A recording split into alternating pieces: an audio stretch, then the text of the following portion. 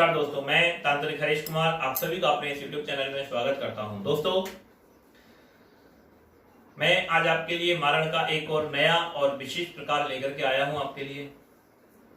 हम लोग इस तरह की सारी विद्याएं आप लोगों के लिए सिखाते हैं और बताते हैं। हमारे केंद्र में किसी भी चीज की मना नहीं है। हम आपको मारण, मोहन, उच्चाटन, वशीकरण या षटकर्म या शावरी विद्या या तामसिक विद्या अगर आप सीखना चाहते हो तो हम आपको अघोरी विद्याएं भी सिखाएंगे। हम आपको मुस्लिम साधनाएं भी सिखाएंगे।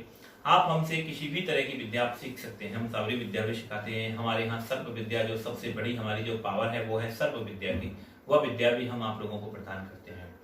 बंगाली विद्याएं भी हम सिखाते हैं। ऐसा कोई क्षेत्र नहीं है जिसको हम आपको नहीं बताते।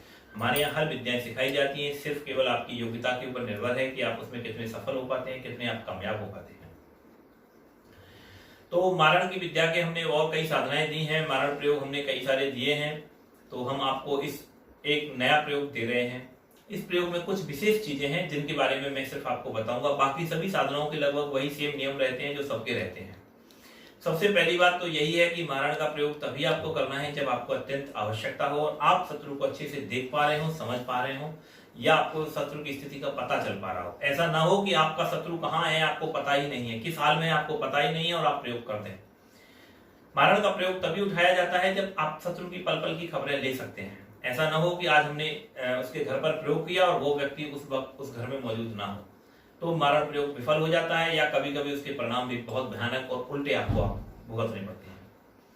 तो मारण की एक विशेष चीज आपको इस बात का ध्यान रखना है। दूसरी चीज, यह जो प्रयोग मैं आपको बता रहा हूं यह केवल और सिर्फ केवल कृष्ण पक्ष के मंगलवार से ही शुरू किया जा सकता है। और इस महीने में, अप्रैल का जो महीना है, इस अप्रैल के महीने में यह अवस्था आपको 19 तारीख को प्राप्त होगी।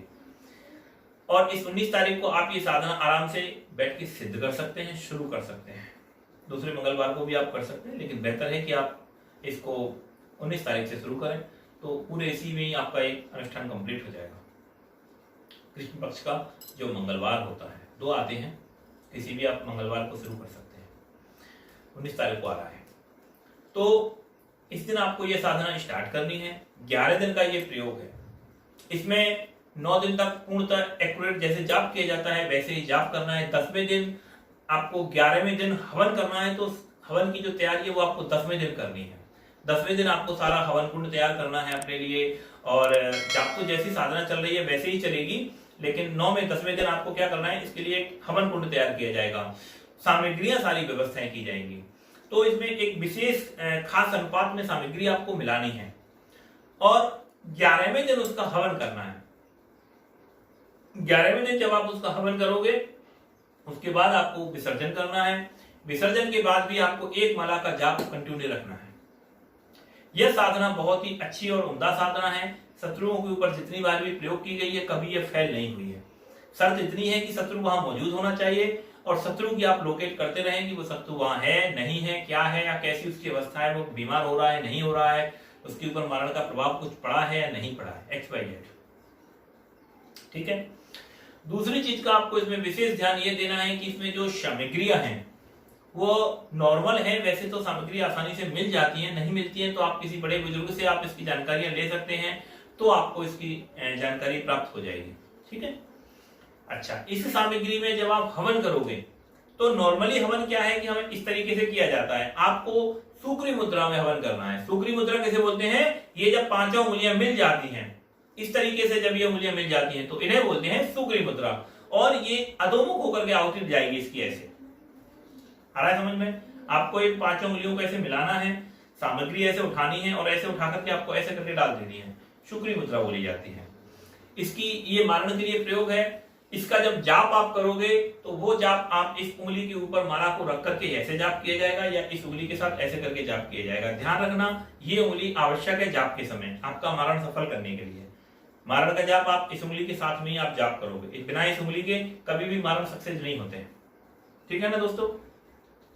तो ये जो मारण का प्रयोग है, इस मारण के प्रयोग से जो शक्ति होती है वो सामने वाले शत्रु के ऊपर अटैक करती है। तो हो सकता है उसको, वैसे तो नॉर्मल आदमी तत्काल और बीमार होकर के मर जाता है। बाई चांस कभी कभी एक्सीडेंट या दुर्घटनाग्रस्त हो जाता है, अंग भंग हो सकते हैं या वो बीमार हो सकता है या किसी भी ऐसी अवस्था पर आप इसका 11 दिन प्रयोग करके ही आप बंद कर दीजिए। इतना प्रयोग बहुत होता है। और उसके बाद एक एक माला का आप तब तक जाप कीजिए जब तक आपको वांछित परिणाम प्राप्त नहीं हो जाते। कुछ तंत्र की मर्यादाएं हैं जिनके कारण मैं आपको कुछ चीजें यहाँ भी नहीं बता पा रहा हूँ चैनल पर। तो आप इस साधना के विधि विधान को आप लेने के लिए हमसे संपर्क कर सकते हैं। ये एक ऐसा प्रयोग है जिस प्रयोग को हमने कई बार किया, हमारे कई शिष्यों ने इसका विशेष रूप से प्रयोग किया और उसका परिणाम बहुत ही जबरदस्त आए और बहुत बेहतर परिणाम आए। तो मारण का प्रयोग है, सोच समझ करके आप लोग इसे कर सकते हैं और अप्रैल के महीने में आप इसे शुरू कर सकते हैं। ठीक है दोस्तों, जिस किसी भी भाई को ये साधना करनी हो, संपन्न करनी हो या ये प्रयोग लेना हो, आप हमसे संपर्क कर सकते हैं। नमस्कार।